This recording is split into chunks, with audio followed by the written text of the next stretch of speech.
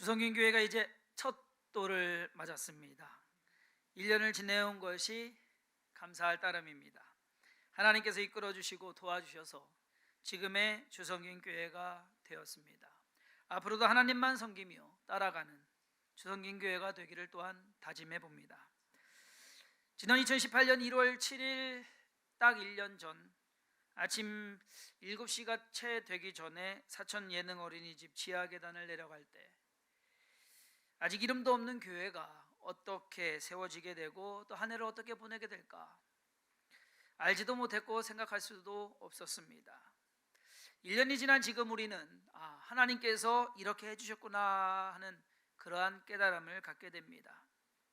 그때 성도님들의 입에서 이런 말이 있었습니다. 광야교회. 어떻게 보면 아무것도 없는 곳으로, 열악한 환경에 부족한 것 투성인 곳으로 내몰린 것 같은 그러한 상황이었기 때문에 광야교회라 생각했는지도 모릅니다. 광야교회 맞습니다.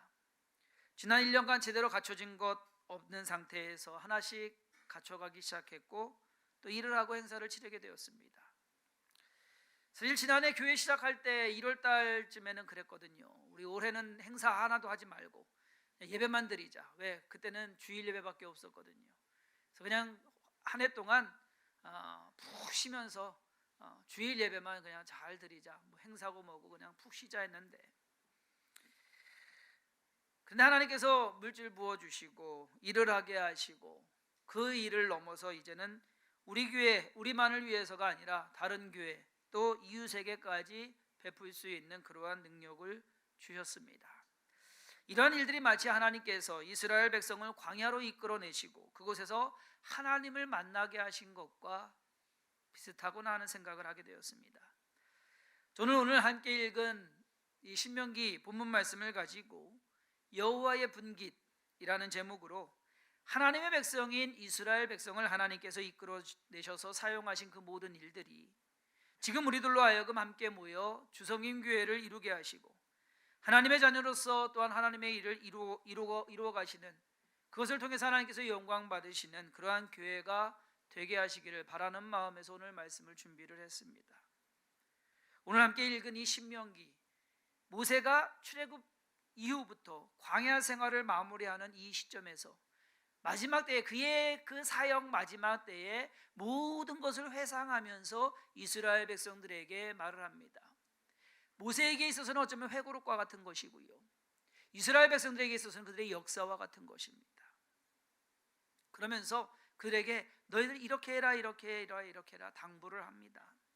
그의 글을 마치면서 모세는 오늘 32장에서 시를 씁니다. 이스라엘 백성들에게 들려줍니다.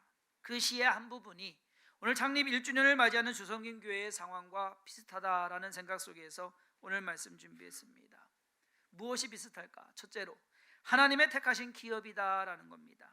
여호와의 분깃은 자기 백성이라 야곱은 그가 택하신 기업이로다. 하나님께서는 수많은 사람들 가운데에서 아브라함을 택하십니다. 그 아브라함을 택하시고 그의 후손들인 이스라엘 백성을 또한 선택하십니다. 그리고 그들로 하여금 하나님의 일에 쓰임받게 합니다. 인류의 역사가 흘러가는 그 안에서 그 작은 민족, 볼품없는, 별 볼 일 없는 그 작은 민족으로 하여금 온 인류의 역사를 주관하게 하는, 그 일을 감당하게 하는 그것을 하나님께서는 만드셨습니다. 하지만 하나님께서는 저와 여러분들을 불러내셨고 다시 우리로 하여금 모이도록 하셨습니다. 그러시고 주성김교회를 세우셨습니다. 하나님의 기업으로. 많은 교회가 있지만, 많은 성도가 있지만 하나님께서는 참 특이한 방법으로 교회를 세우셨습니다. 지난번에 안양에 윤은성 목사님 세미나가 있어서 갔었습니다. 세미나 하는 중간에 이제 제가 오후에 이제 한 3시쯤 갔는데 그 시간부터 저녁 시간까지 외국인 강사가 강의를 하는 시간이었어요.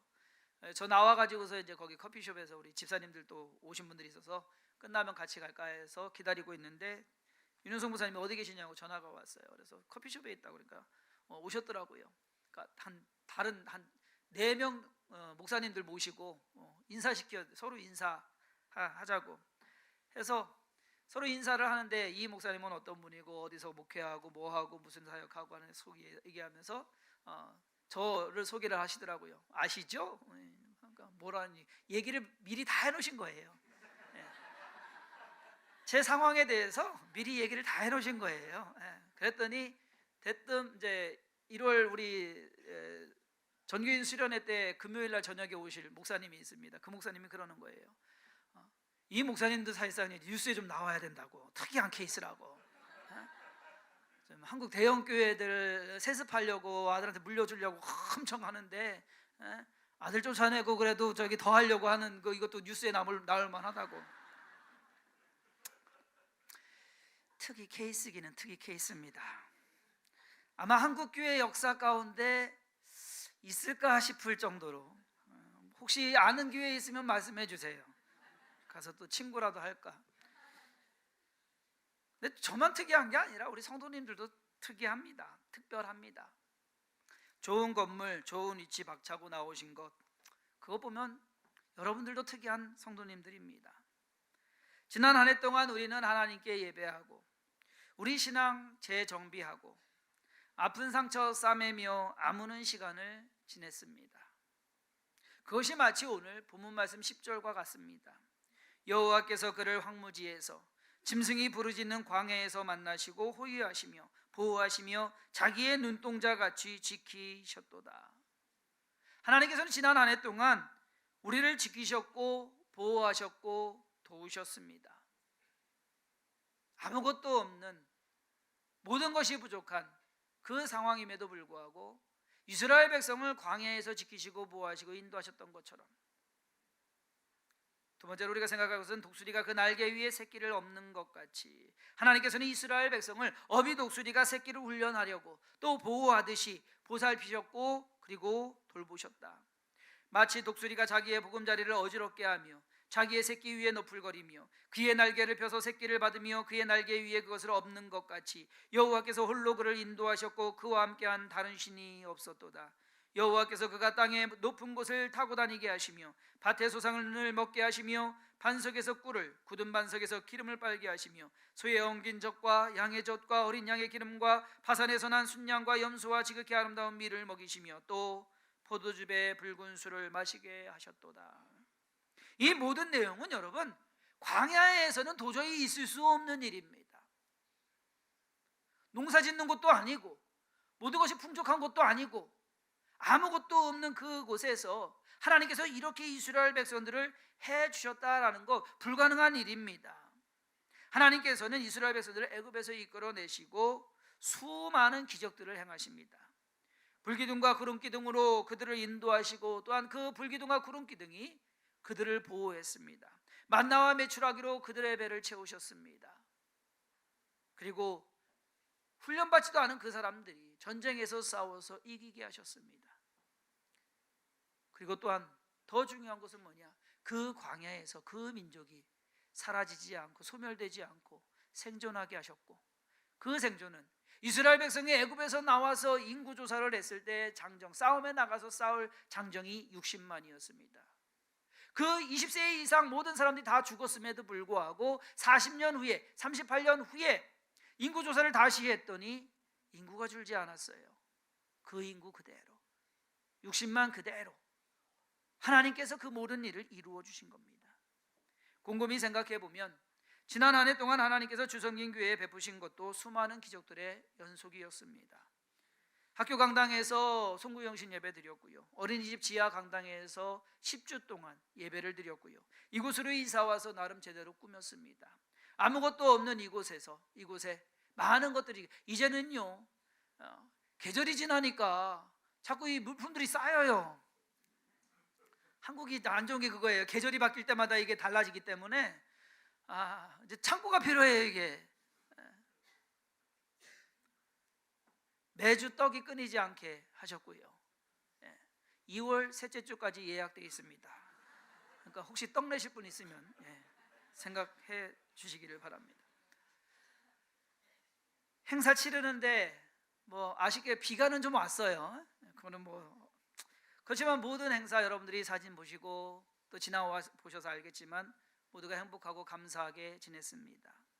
없는 와중에도 구제하고 기부하게 하셨고, 그리고 다른 교회들을 도와줌으로써 서로 교제를 시작하게 하셨습니다.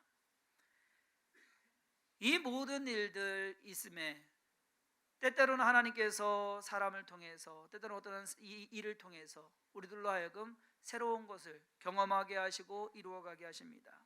사실 1월 달에 생각지도 않은 집사님 찾아오셔갖고 서울에서 서로 막내도 그렇게 없다가 한 7, 8년 못 보고 있다가 와가지고서 뚝 하나님이 목사님 도와주래요 하고 봉투 하나 내민 것이 2천만 원 건축헌금이었습니다. 네? 여러분 그거 뭐 어떻게 뭐 한 것도 아니에요. 그런 꿈은 좀 많이 좀 꿨으면 좋겠어요. 제가 꿈꾸고 저기 하는 거 별로 그렇게 좋아하는 적은 아닌데 어떻게 뭐 여러분들 아시잖아요. 다른 교회 권사님이 떡 해주시고 우리 교회 얘기 듣고서 그 교회 떡 좀 해줘야겠다고 중부 명성교회 권사님이십니다. 여러분 이런 일을 생각하면 기적이 아닐 수 없습니다. 그러면서 문득 떠오르는데 어제 이 설교 말씀을 준비하려고 하면서 아침에 이제 나오면서 문득 떠오르는 생각이 있어요. 올해도 하나님께서 이렇게 해주실까?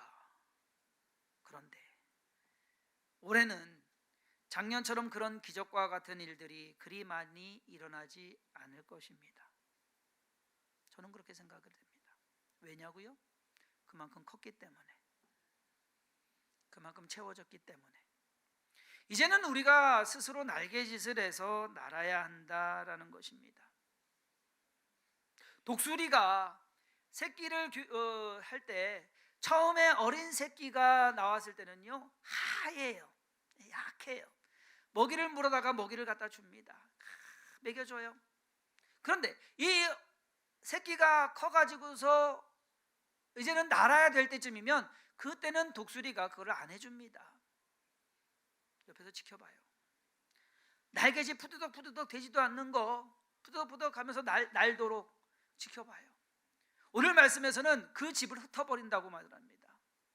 거기만 안주하고 있으면 안 되기 때문에 그걸 흩어버려요. 그래서 독수리 새끼가 거기서 떨어지도록 스스로 날도록 날개짓을 하도록 날아올라야 된다라는 것. 아직 어설픈 것도 있고 안 되는 것도 있고 힘든 것도 당연합니다. 하지만 힘들어도 그리고 서툴러도 날아오르려 우리는 애써야 한다는 것입니다. 처음에는 조금 올라가고 조금 더 올라가고 이것이 조금 올라갈 때 그러다가 날게 되는 것입니다. 올 한 해 우리가 비상하자 하지만은 언제 하늘 높이 날아오를지는 모릅니다. 왜? 그만큼 우리가 날개짓을 해야 된다라는 겁니다. 그만큼 우리가 훈련되어야 되고요. 그만큼 우리가 능력을 갖춰야 되고요. 그만큼 우리가 노력을 해야 된다라는 겁니다. 우리는 이제 하나님을 향해서 날개짓을 해야 되는 것이고 하나님을 향해서 날아올라야 된다라는 겁니다. 어떻게 하면 더 예배를 잘 열심히 드릴까? 어떻게 하면 예수 그리스도를 닮아갈까? 어떻게 하면 주성긴 교회를 통해서 하나님의 영광을 나타낼 수 있을까? 우리는 그것을 날개짓으로서 앞으로 이루어가야 된다라는 겁니다. 사실 오늘 우리가 읽은 신명기 32장 9절에서 14절 말씀은요 1절부터 43절까지 모세가 시 1절부터 43절까지 썼어요. 그 중에 일부분입니다. 일부분인데 그 일부분에서 가장 좋은 말만 있는 부분이에요. 여러분들 이번 주에 시간 내셔서라도 신명기 32장 1절부터 끝까지 한번 읽어보시기를 바랍니다. 좋은 내용이 없어요. 무슨 말이냐? 요 부분만 좋아요. 이스라엘 백성을 하나님께서 그렇게 해주셨는데 이스라엘 백성이 그 하나님을 온전히 섬기지 않았다라는 것, 모세가 내린 결론은 그겁니다. 이거 뭐냐? 날아오르지 않았다는 얘기예요. 날개짓을 안 했다는 얘기예요. 자기들 좋은 대로 자기들 편한 대로 그저 받아먹기만 하는 걸로만 만족했다라는 겁니다. 그래서는 안 된다라는 것. 우리가 연약할 때 하나님은 우리를 어미가 새끼를 돌보는 것처럼 보호하시고 도우십니다. 그러나 이제 그것이 자라났을 때는 하나님께서는 우리로 하여금 마냥 연약하게만 무능하게만 머물러 있기를 바라는 분은 절대 아니라는 사실을 우리는 깨달아야 됩니다. 이사야 40장 29절에서 31절 말씀에 피곤한 자에게는 능력을 주시며 무능한 자에게는 힘을 더하시나니 수년이라도 피곤하며 곤비하며 장정이라도 넘어지며 쓰러지되 오직 여호와를 앙망하는 자는 새 힘을 얻으리니 독수리가 날개치며 올라감 같을 것이요 다른 박질하여도 곤비하지 아니하겠고 걸어가도 피곤하지 아니하리로다. 하나님께서 왜 힘을 주시는데요? 하나님께서 왜 능력을 주시는데요? 너희들이 하나님이 다 해주시는 것이 아니라 우리들로 하여금 하게끔 하기 위해서 힘을 주시고 능력을 주시는 것이란 얘기예요. 우리가 날아올라야 되고 우리가 뛰어가야 되고 우리가 걸어가야 되고 피곤해도 걸어가면 하나님께서 힘을 주실 것이고 능력이 없어도 일을 해나가면 하나님께서 그 능력 채워주실 것이고 그것이 하나님의 법칙입니다. 그것이 하나님의 섭리입니다. 가만히 있어서 복만 받기를 원하는 하나님 다 해주세요. 난 못해요. 난 몰라요. 그건 아니란 얘기예요. 그 시간은 이제 지났다라는 겁니다. 주성긴 교회가 성장하고 날아오르기 위해서는 성도님들 개개인이 올 한 해 비상해야 됩니다. 더 열심을 내서 신앙생활 하시기를 바랍니다. 더 노력을 해서 내 믿음이 성장할 것 남 탓하지 마시고 내 자신, 내 신앙, 내 믿음, 내 삶 내가 챙겨가야 된다. 내가 날개짓을 해야 됩니다. 그래서 내가 날아올라야 됩니다. 그러한 한 해 우리의 믿음이 좀 더 성장하고 우리의 사역이 좀 더 넓어지며 그리고 하나님의 영광 가운데 쓰임받는 그러한 주성긴 교회와 모든 성도님들 되기를 주님의 이름으로 축원합니다. 기도합니다.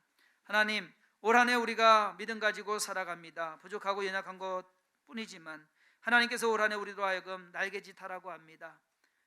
어설퍼도 연약해도 우리가 날개를 펴며 그 날개짓을 하며 올라갈 때에 하나님 우리에게 새 인도하시고 능력 더하여 주옵소서. 주의 도우심과 인도하심으로 주성긴 교회가 지난 한 해 하나님의 보호하심으로 잘 이루어 왔습니다.